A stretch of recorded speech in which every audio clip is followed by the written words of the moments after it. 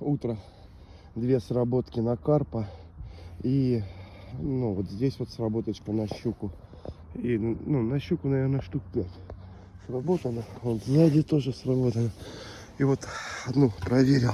Вот такой карпуша. Да, это вообще капец. Красавчик. Вот такой. Фух. Зеркальный. Ну, килограмма 2,5, наверное.